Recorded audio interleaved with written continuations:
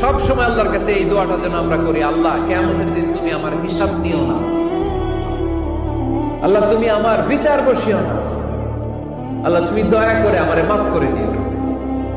আল্লাহ যার বিচার করবেন ও জাহান্নামে যাবে, আর যার বিচার করবেন না সে জান্নাতে যাবে। আল্লাহ যদি বিচার করে আর পাই টু পাই হিসাব নেয়, নামাজ পড়লি না কেন, রোজা রাখলি না কেন, মিথ্যা বললি কেন, খাদ্যে ভেজাল দিলি কেন, মাছে ফরমালিন দিলি কেন, যৌতুক খাইলি কেন, ঘুষ খাইলি কেন, উল্টাপাল্টা করলি কেন, জিনা করলি কেন, একটার পর একটা প্রশ্ন বানে যদি সেই ভয়ঙ্কর দিনে আল্লাহ আমাদেরকে জর্জরিত করে, আমাদের কোন উত্তর আছে?